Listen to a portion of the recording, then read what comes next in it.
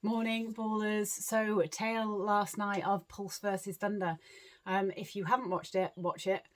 Thunder were a completely different team last night to the team that we saw come out against Sirens. They came out absolutely firing and firing with 18 goals worth of goals in quarter one. Oh my goodness me. And Pulse only came out with 7. And you know what? As you were watching it, part of you felt a bit sorry for Pulse because who would have expected that? I thought Thunder were a bit clunky last time we saw them. This time it was completely different. They were slick, fast, on extension. Timing was on point, lots of offers. The space through the court was amazing. They were just absolutely on fire. Pulse had missing connections. They were struggling to get those connections, especially in attack. They couldn't get the ball to their shooters. Thunder's defence was squeezing them together, and Thunder punished every single mistake that Pulse made. So with that pressure, that added pressure on top, knowing that the minute you lose the ball, if you give the ball away, that Thunder are then going to take it to goal, it almost adds hesitation into play. It gets people doubting whether that pass is on, and then those connections are gone, and then the timing's out. And it was a bit of a disaster for Pulse, bless them, to start off with.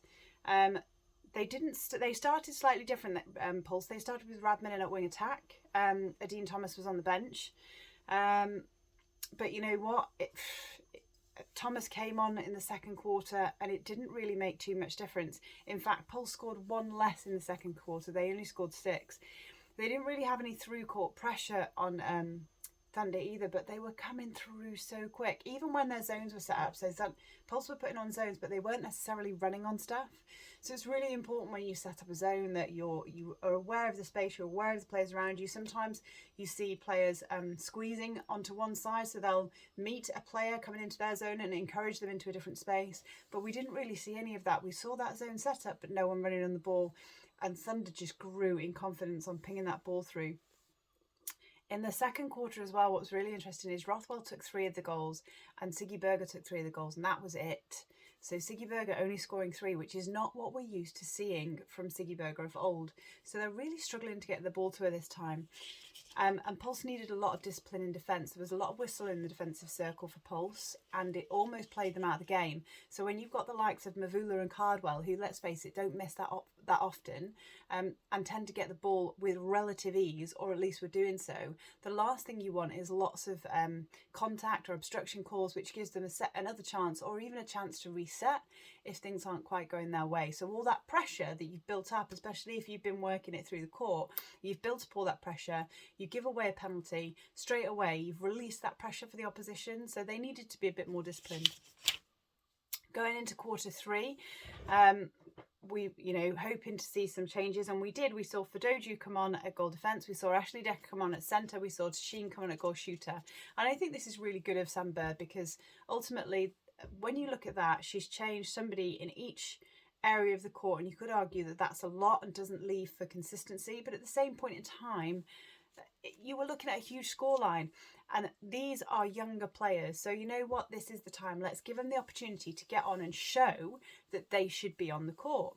And ultimately I think they did a little bit, in terms of they kept the scoreline a little bit closer. Adine Thomas was working way too late on centre pass, and you know what, this was another thing of Pulse's style in this game, and I'm sure they will 100% absolutely know this, and we'll go back and look at it. And it's also the pressure that's put on by Thunder, which makes it even worse, exacerbates the problem almost. Adine Thomas was working far too late at the centre pass, so the whistle would go and then she'd try and get free. She was doing a lot of straight line drives, and you can't lose Thunder on straight line drives. We all know that they are absolutely solid in defence, and they are fast, and they will run with you. So what we needed more from them is early preparation, changes of direction, and changes of angle as well. And even some of their changes of direction were just a bit slow, a bit more stop, pause, change, go. And we wanted to see a little bit more... a little bit more on the change of angle and the change of pace, really, so that they were like change and go. But we saw a lot of straight line running and not enough early prep. And the thing is, to do a change of direction, and I know it sounds really basic, but ultimately the basics are what win you games. To be able to do that change of direction, you have to prepare early, you have to be doing pre-moves, and that's just where they got a little bit lost. Movement by Tashin was good. It was good to see some more movement in that circle. When you're facing a Kerry Almond and an Emma Dovey, I mean, you're not going to beat them on height unless you're a lot taller. So those holding balls won't go in. And Kerry Almond is a really well seasoned player. She's very, very clever. So she was holding that back position against Ziggy Berger and getting arms in because there wasn't that free space for Siggy to get the ball. Tashin brought a bit more movement so that she was off the body more. And this is also what change direction gives you in that mid-court area as well. And any time through attack is looking at that strong one-line drive. You're driving with a defender on your hip, so you're always contesting for the ball. Pre-moves, change of direction, getting into that space, timing on point, and you're actually losing the defender, so you're getting the ball under less contested conditions. That also allows you to turn and sight down the court early and deliver an early ball uncontested if that's what's on. And that's what gets flow from one end of the court to the other. It also allows you then to change the pace of the ball. What happens when you're under a lot of pressure is it becomes staccato. It becomes you catch the ball, you stop, you turn, you look, and already you've got 1 second, 2 seconds, and everything is a 2 second or a 3 second pass because of the contest that you've been under, because you've got to balance first. You've got to look around those 3 foot mark first before you can get what's going on. So all of those key basics were really important and they just started to go a bit. But Decker, Tashin and Fadoju coming on did have a little bit of an impact. Thunder only scored 11 in that third quarter. And let's just go back quickly to 18 in the first quarter, 15 in the second quarter. So to keep them to 11 was really impressive. Yes, they still beat Thunder by 4 goals. Sorry, they still beat Pulse by 4 goals in that quarter, but it was closer. It was a much better performance. And then quarter 4, again, a better performance for Pulse. We saw the introduction of Ratu at wing defence. Adine Thomas went off and Radman came back on. And then there were changes for Thunder as well. So we saw, we actually saw changes in the third quarter for Thunder too. Sorry, I forgot to mention that. Pearson came on at goal attack, did a great job. Cardwell went to goal shooter. O'Hanlon. Who has O'Hanlon sat on the bench? How good is your squad when you can sit O'Hanlon on the bench? Oh my goodness me. But in quarter 4, then we saw Mavula come on at goal shooter. Standring come on at wing defence. Rebecca Airy was a goalkeeper. And we also saw Berry Neal come on at goal attack. In fact, she came on at goal attack midway through the third. I really like Berry Neal. She's a really nice player. She adds a lot of speed and she's not scared of taking on players. So the fourth quarter, you know, ground out by Pulse. Again, a better performance and probably their best quarter. They scored 10 goals that quarter to Thunder's 13.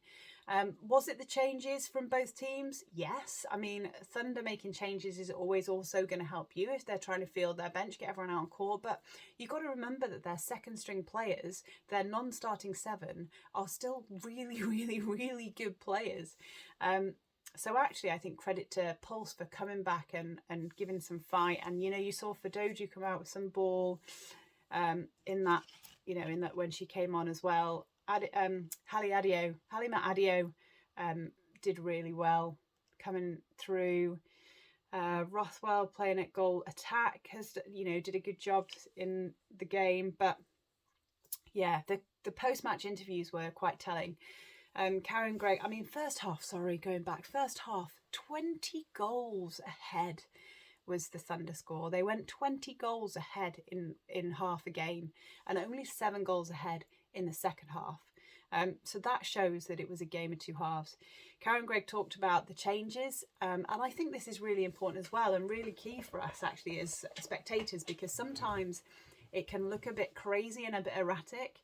But Karen Gregg was talking about her changes, and to be honest with you, her changes didn't really look erratic. She said the principles behind all the changes, players understanding why they're going on court, what their role is.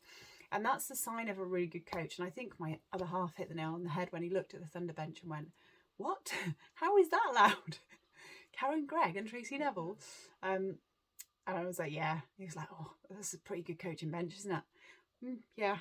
But yeah, it's really good to know their thoughts behind it, that these changes are planned, that the players understand the principles behind it. And that's actually key. If you want your players to go on and do a job, they need to know why they're going on to do a job, and they need to know what that job is. And it sounds really simple, but it's so important and it's sometimes missed. Sam Bird gave probably the best post-match interview I think I've seen yet. She was really honest with her reflection. She said the connections still need work, but she has complete faith in her roster of players and that they will improve. Their connections will improve, and I have absolutely no doubt in that, because Sam Bird is a very, very good coach, and there are some great players on there, and there are some great youngsters coming through, and it will take time. But she said, you know what, look, we just outclassed today. We're just not at Thunder's level yet. And she's absolutely right, they're not. Could they be? Absolutely, yes. Give them a few years and I don't doubt it. Thunder today, just outstanding. Just a completely different class. And they have now put their stamp on it, in my opinion, and gone, you know what? Not only are we top 4, not only are we top 2, we are the reigning champions and we intend to be the champions again. And they've definitely set that benchmark.